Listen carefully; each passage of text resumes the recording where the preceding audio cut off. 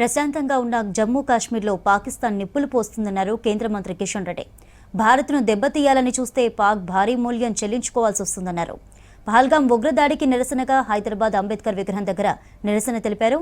దేశ అభివృద్ధిని చూడలేకనే పాక్ భారత్ను దొంగ దెబ్బతీస్తుందన్నారు ఎంపీ లక్ష్మణ్. ఇజ్రాయెల్ తరహాలో పాక్కు బుద్ధి చెప్పడం ఖాయమన్నారు ఎంపీ కొండా విశ్వేశ్వరరెడ్డి.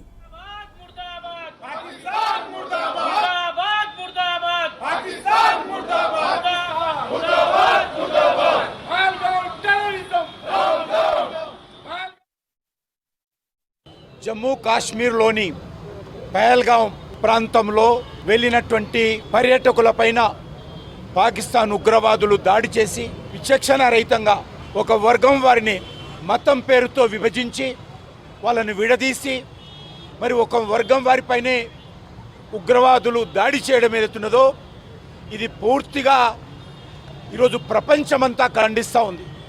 సభ్య సమాజం అంతా కూడా ఈరోజు ఖండిస్తూ ఉన్నది.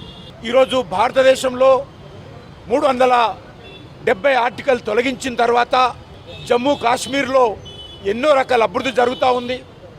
30 సంవత్సరాల తర్వాత ఈరోజు పర్యాటకులు కూడా వెళ్ళే విధంగా అక్కడ మంచి వాతావరణం ఏర్పడింది. ఉద్యోగ అవకాశాలు మెరుగుపడతా ఉన్నాయి. అన్ని రకాలుగా జనజీవనం సంతోషంగా ఉన్నటువంటి ఈ నేపథ్యంలో మళ్ళీ ఈరోజు పాకిస్తాన్ జమ్మూ కాశ్మీర్లో నిప్పులు పోసే విధంగా అమాయకులైనటువంటి పర్యాటకులను ఈరోజు విచక్షణ రహితంగా కాల్చంపడం ఏదైతున్నదో ఈరోజు మేము పూర్తిగా ఖండిస్తూ ఉన్నాము. ఈ రకమైనటువంటి ఉగ్రవాద చర్యల ద్వారా పాకిస్తాన్ భారతదేశాన్ని భయపెట్టాలనుకుంటే పాకిస్తాన్ భారతదేశాన్ని దెబ్బతీయాలనుకుంటే అది వాళ్ళ పొరపాటు. ఇప్పటికే పాకిస్తాన్ గత కొన్ని సంవత్సరాలుగా ప్రపంచ దేశాల ముందు చిప్పపట్టుకొని భిక్షమెత్తుకునే పరిస్థితి వచ్చినప్పుడు కూడా సిగ్గు లేకుండా ఈరోజు భారతదేశం మీద దాడి చేయడము, భారతదేశ పర్యాటకులను హతమార్చడం ఏదైతున్నదో చాలా సిగ్గుమాలినటువంటి చర్య. దీనిని పూర్తిగా ఖండిస్తూ ఉన్నాము. ఖచ్చితంగా బాధిత కుటుంబాలకు ఆదుకుంటాము.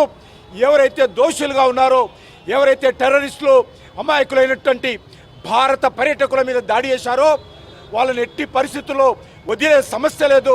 ఖచ్చితంగా వాళ్ళపైన చర్య తీసుకునే విధంగా భారత ప్రభుత్వం నిర్ణయం తీసుకుంటుందని ఈ సందర్భంగా మనవి చేస్తా ఉన్నాను. నిన్న నిజంగా అమాయక పర్యాటకులు లక్షల సంఖ్యలో ఇవాళ కాశ్మీర్ యొక్క ఆ సుందరమైన ప్రాంతాన్ని ఆస్వాదించడానికి కుటుంబాలు తరలి వెళ్తూ ఉంటే సహించలేకపోతున్నది పాకిస్తాన్. కాశ్మీర్ భారతదేశంలో అంతర్భాగం అని చెప్పి భారత ప్రజలు ఇవాళ గుర్తించి ఆ రకంగా కాశ్మీర్ ఒక పర్యాటక కేంద్రంగానే కాకుండా కాశ్మీర్ యొక్క సంస్కృతిని కాపాడే రీతిలో మోదీ ప్రభుత్వం చేస్తున్నటువంటి ఈ అభివృద్ధి దాన్ని సహించలేక దొంగ దెబ్బతీసినటువంటి ఈ పాకిస్తాన్ను సభ్య సమాజము మొత్తం దేశవ్యాప్తంగా కూడా ప్రపంచవ్యాప్తంగా కూడా ఈరోజు వారు ఖండిస్తూ ఉన్నారు. ఇప్పటికైనా పాకిస్తాన్ బుద్ధి తెచ్చుకొని ఈ ఉగ్రవాద చర్యలకు వారు కనుక స్వస్తి పలకపోయినట్టయితే మరి ఈరోజు ప్రపంచంలోనే పాకిస్తాన్ను ఒక ఉగ్రవాద దేశంగా ప్రకటించే రోజులు వస్తాయని చెప్పి కూడా హెచ్చరిస్తూ మరి ఆ దోషులు ఎవరైతున్నారో వాళ్ళని కఠినంగా శిక్షించాలని, వారిని ఖచ్చితంగా ఏరివేయాలని, ఈ దేశం నుంచి ఉగ్రవాదాన్ని తీవ్రవాదాన్ని కూడా పెకిలివేయాలని చెప్పి కూడా ఇవాళ ప్రజలు భావిస్తున్నారు. భారతదేశం ఐక్యత మీద, కశ్మీర్ అభివృద్ధి మీద, మన హిందూ యాత్రికుల మీద, తమిళనాడు నుంచి, మహారాష్ట్ర నుంచి, కేరళ నుంచి, యావత్ భారతదేశం నుంచి హిందూ టూరిస్ట్ అక్కడ పోతే వాళ్ళ మీద జరిగిన దాడి యాదికుందో లేదో, ఇజ్రాయెల్ టూరిస్ట్ మీద దాడి జరిగితే హమాస్ వాళ్ళు వాళ్ళ మీద పడితే పరిణామాలు అనుభవిస్తున్నారు. దేశంలో ఉన్న